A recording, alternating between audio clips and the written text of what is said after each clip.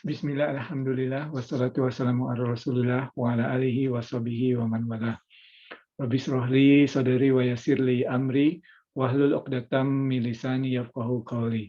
Assalamualaikum ibu-ibu, bapak-bapak pengajian kalian Allah. Kembali kita semua pada kajian Ramadan. Insya Allah pada hari ini kita akan membahas, topik membahas kita adalah mengenai hati atau qalb. Tapi seperti biasanya kita melakukan recap atau pengulangan dari apa yang kita pelajari sehari sebelumnya supaya kita building up ya. Oke. Nah, apa yang kita pelajari 1-2 hari yang lalu ya. Kita belajar mengenai atau kita mengkaji mengenai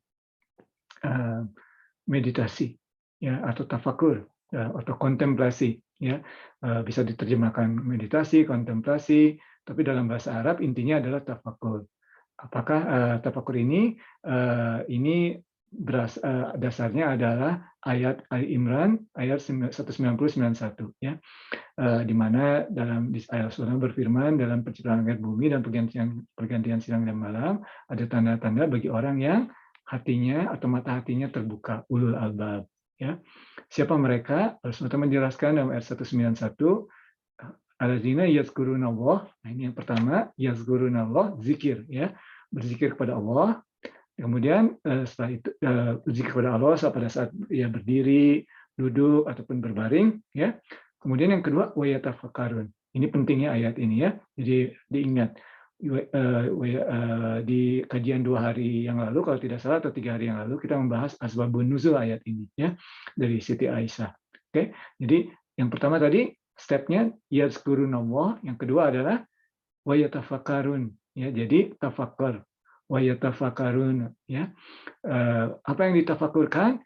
Penciptaan langit dan bumi ini ya. Jadi kita disarankan oleh Rasulullah SAW dalam salah satu hadis untuk mentafakuri tanda-tanda alam semesta atau yang ada pada diri kita juga, karena kita termasuk tanda-tanda alam semesta juga. Jangan mentafakuri zat atau esensi dari Allah, karena kita tidak sampai akal kita, bisa jadi nggak nyampe terus nggak jelas ya pikirannya kemana. Oke, itu yang kita bahas. Kemudian kita juga lanjutkan kemarin mengenai 2 hari yang lalu dan kemarin mengenai teknik bertafakur ya. Dan juga ditambah dengan metode pernafasan untuk membantu tafakur. Mengapa kita mempelajari semua ini?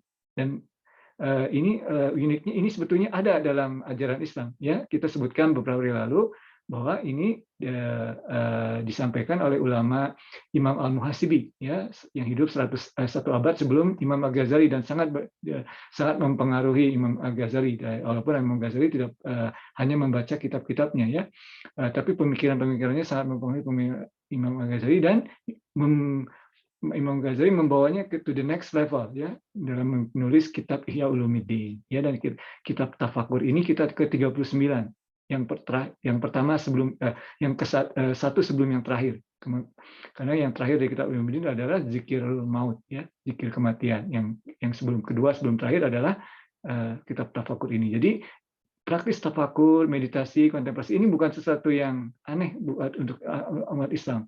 Ini sesuatu yang dilakukan oleh para ulama pada masa lalu.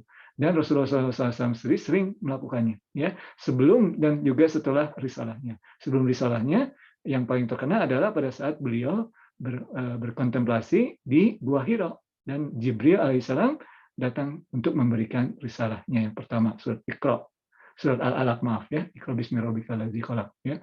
Oke. Jadi pentingnya itu karena pertama sudah dicontohkan oleh Rasulullah, para sahabat, Ibn Abbas ya, seperti yang kita sampaikan 2-3 hari yang lalu, kemudian para ulama salaf ya, ulama-ulama yang terdahulu dalam hal ini ya. Kemudian yang kedua tentunya ada juga maksud lain ya. Kita sampaikan kemarin pada saat kita bertafakur kemudian berlatih pernafasan ya. Itu yang pertama secara fisik misalnya ya. Kita ini bernafas secara cepat setiap hari. Tapi pada saat bertafakur atau kontemplasi kita dilatih untuk bernafas slowly dan fully, pelan-pelan dan juga lebih penuh.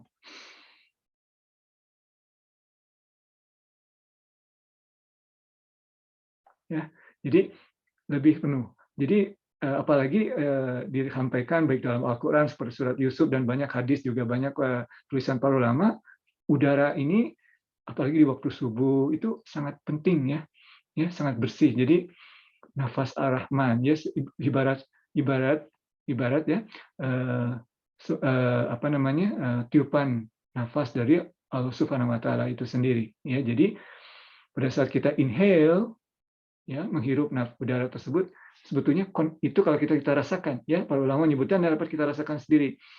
Pada saat kita inhale agak susah kalau sambil ngobrol ya, tapi inhale itu masuk gitu apa namanya connect ke seluruh badan kita. Kita rasakan, coba saja badan kita seolah menerima udara yang bersih tersebut ya. Pada saat kita exhale atau mengeluarkan nafas ya, kita rasakan ada connection ke hati kita. Dan ini yang juga sangat penting ya. Jadi hati kita ini secara spiritual, hati yang spiritual, qalbu ini connect pada saat kita exhale. Dan disitulah pentingnya. Jadi kita dengan berlatih kontemplasi dan nafas ini melatih diri untuk connect. Karena kita kadang seringkali tidak merasakan hati kita sendiri. Ya, terdisconnect ya, disconnected dari hati kita sendiri. Jadi terlepas dari hati kita sendiri. Nah, ini kita harus disambung lagi. Pertama, jadi di bulan Ramadan ini apalagi kita ingin ingin connect dengan hati kita. Kemudian step berikutnya adalah membersihkan hati kita. Ya. Ya, demikian ya. Jadi itu yang pentingnya itu yang secara spiritual adalah connect ke hati kita. Dalam hal ini hati spiritual ya, qalbu dalam bahasa Arab ya. Kemudian yang paling penting dan kita sampaikan beberapa 2-3 hari lalu ya, tujuannya adalah untuk menyaksikan Allah. Dalam hal ini menyaksikan atau tauhid kita, menyaksikan ke tanda-tanda keberadaan Allah. Bahwa Allah itu benar-benar ada. Kita yakin seyakin-yakinnya itu satu, dan juga kita yakin bahwa Dialah Allah yang Maha Kuasa atas segala sesuatunya. Dan itu hanya tercapai pada saat kita connect ke hati kita dan menyadari, kemudian mencapai kondisi atau saat Islam, atau dalam bahasa Inggris submission ya, menyerahkan diri kepada Allah. Nah, ini perbedaannya meditasi Islam dan meditasi yang non Islam ya. Karena yang berbeda adalah tujuannya. Tekniknya mungkin sama atau mirip-mirip, tetapi tujuannya. Tujuan kita justru bukan untuk mengglorify self kita, ego kita, bukan. Mengglorify diri kita adalah yang terbaik atau we are awesome and so on and so forth, bukan seperti itu, tapi justru menganihilate diri kita ya, jiwa kita, karena kita tunduk sepenuh-penuhnya kepada Allah. Kita sadar Allah Maha Kuasa dan kita tunduk kepada perintahnya. Dan pada saat kita tunduk mendekatkan diri kepada Allah, ini secara spiritual itu tidak ada batasnya. Karena kita seperti terbebas hidup di dunia ini, tidak ada beban lagi. Ya, itulah tujuan utamanya. Ya, dan kalau kita sering melatih kontemplasi, pada saat kita tidak berkontemplasi, karena kita sudah terbiasa dengan kondisi itu, kita tidak akan jauh dari kondisi itu. Jadi pada saat kita membaca Al-Quran, pada saat kita melakukan tindakan sehari-hari, kita pun tidak jauh dari kondisi itu. Itulah kondisi pada saat kontemplasi atau kondisi menyaksikan Allah itu, atau seolah-olah Allah menyaksikan kita, sama saja ya, bisa dilihat dari berbagai sisi. Itu seperti otomatis, seperti second nature ya, kalau kita sering berkontemplasi. Ya, tentunya kontemplasi itu seperti yang kita sampaikan kemarin harus dilatih. Oke, itu poin-poinnya. Nah, satu tambahan lagi untuk kajian kali ini adalah mengenai hati spiritual ya, memahami. Jadi kita sampaikan kemarin bahwa insya Allah dalam beberapa hari ke depan kita akan membahas beberapa penyakit hati ya. Tetapi sebelum kita sampai pada pembahasan itu, kita mengerti dulu apakah hati spiritual itu. Nah, untuk memahaminya, ibu-ibu, bapak-bapak, seperti badan kita ya, badan kita ini satu, tetapi ada cabang-cabangnya istilahnya ya, ada komponen-komponen, ada tangan, ada kepala, ada badan kita di sini, ada kaki dan sebagainya. Sama spiritual juga ada cabang-cabangnya menurut para ulama ya, dan juga hati kita itu ada spiritual hati kita juga di sekitarnya banyak cabang-cabang. Nah, tentunya kalau membaca buku kitab-kitab para ulama tasawuf mengenai hati itu banyak sekali versi-versinya. Tetapi dalam kesempatan ini Van akan menjelaskan akan sharing ya sambil Ivan juga termasuk Ivan sendiri ingin mengingatkan diri Ivan sendiri ya. Yang paling simpel saja dulu. Ya, yang paling mudah diingat. Paling tidak menurut Ivan paling mudah diingat ya. Jadi bayangkan kita spiritual heart kita itu adalah satu lingkaran di tengah. Oke. Kolbu, hati, spiritual heart dalam bahasa Arab kolbu itu seperti lingkaran di tengah. Di sebelah kirinya ada lingkaran yang bersinggungan juga dengan dia. Dan lingkaran ini adalah ego kita. Ya, ego ini kita sering menggunakan bahasa Indonesia egois ya. Sebetulnya artinya lebih luas dari itu. Ya, ego kita. Desire kita itu sebetulnya sit dalam ego kita. Tempatnya ada pada ego kita. Ya, desire kita untuk makan. Itu atau melakukan kegiatan lain itu sitnya itu di ego kita. Ya, ego kita. Ya, dalam bahasa Indonesia menggunakan kata ego, tapi artinya mungkin agak sedikit berbeda, tapi ada juga persamaannya. Ya, itu di sebelah kiri, ya, ego kita. Jadi hati di tengah, spiritual heart, kolbu di tengah, di sebelah kirinya ego. Di sebelah kanannya ada lingkaran lagi dan bersinggungan dengan hati adalah ruh, ya, ruhani dalam bahasa Indonesia, atau dalam bahasa Inggris spiritual, ya, ruh spiritual. Jadi ada ruh, ada ego, dan di tengahnya ada hati, dan mereka saling bersinggungan, ya. Oke, right. Nah, mengapa kita membahas ini? Tadi disebutkannya karena kita ingin membersihkan hati kita yang di tengah. Mengapa harus dibersihkan? Karena hati kita itu selalu mendapat godaan dari kiri kanan, dan godaan itu dalam bentuk generik ya, kadang positif, kadang negatif ya. Dan yang atau jangan gunakan kata godaan mungkin, pengaruh ya, mendapat pengaruh. Ya. Pengaruhnya bisa positif, bisa negatif. Pengaruh positif tentunya datang dari sisi ruh, dari sisi kanan, ya, angelic atau sifatnya seperti malaikat, yang memberikan pengaruh yang baik kepada hati kita. Lakukan ini, lakukan itu, bersedekahlah, sholat sunat, pergilah sholat tarawih berjamaah dan sebagainya. Itu satu. Kemudian ada juga pengaruh dari sisi yang kiri, sisi ego, ya. Itu pengaruhnya itu dari sisi ego ya. Jadi seperti tadi dari desire kita ya, makan berlebihan, apa saja yang apa namanya dari sisi fisik misalnya makan berlebihan atau spending too much ya, kalau misalnya dengan harta kita ya berlebih-lebihan, dan banyak yang sifat-sifatnya negatif itu tadi sebelah kiri. Nah, kemudian ada juga yang dari eksternal. Dari eksternal ini culpritnya adalah setan ya, yang dalam bulan puasa ini di Sufidati Sayatin kita sebutkan ya. Tetapi kalau bukan di luar bulan puasa, ini setan ini selalu mengganggu, dan dia kerjasama dengan ego.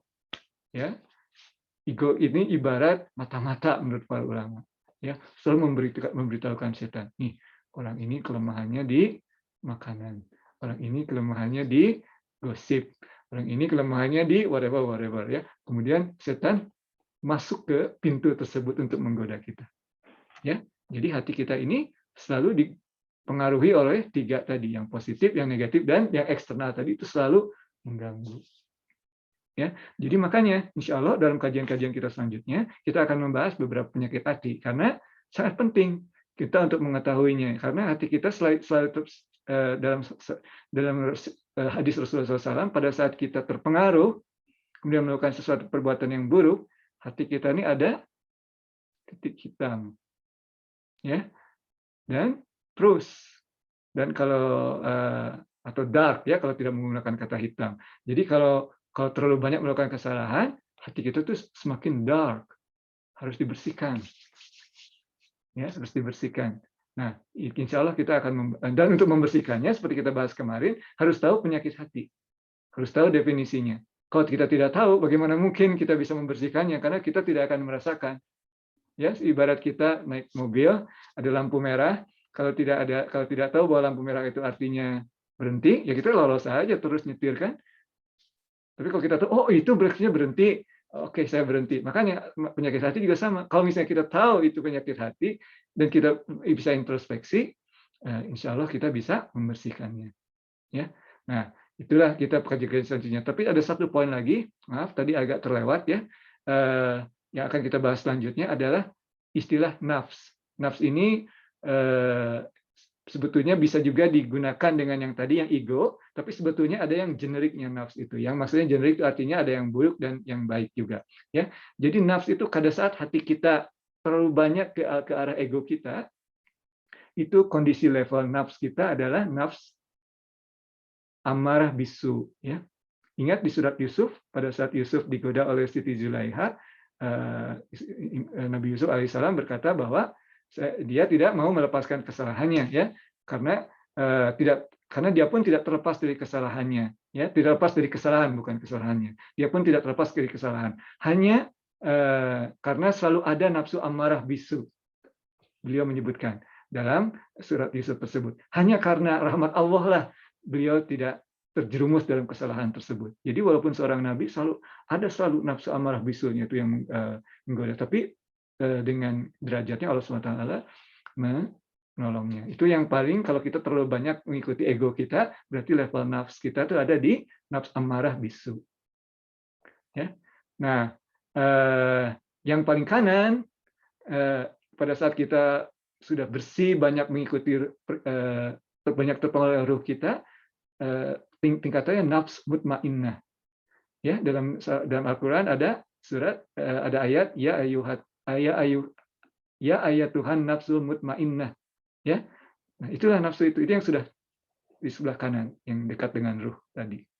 Tapi the battleground-nya, suasana perangnya itu ada di tengah, ya. Nafsu lawamah, ya. Jadi nafsu lawamah itu sebetulnya sudah baik juga. Jadi pada saat kita melakukan kesalahan, nafsu lawamah itu reproach dalam bahasa Inggrisnya, kecewa. Aduh kecewa. Jadi sudah bagus, sudah kecewa daripada yang melakukan kesalahan tidak kecewa, tidak merasa bersalah. Seperti kajian kita minggu lalu, ya, yang taubah. Taubahnya tidak terima kalau kita melakukan kesalahan dan bangga, kita sekarang tobat tapi bangga telah melakukan kesalahan yang lalu. Itu tidak akan terima tobatnya. Sama ini juga nafsu amarah bisu itu tidak baik, tapi nafsu lawamah sudah next step, sudah baik karena kita sudah menyesal. Oke, demikian ibu-ibu, bapak-bapak, kajian kita pada kesempatan kali ini. Insya Allah kita akan lanjutkan lagi pada hari selanjutnya mengenai penyakit-penyakit hati. Mohon maaf atas segala kesalahan dari sisi isi maupun penyampaian. Yang benar hanya dari Allah, kesalahan dari Irfan. Wabillahi taufiq wal hidayah. Assalamualaikum warahmatullahi wabarakatuh.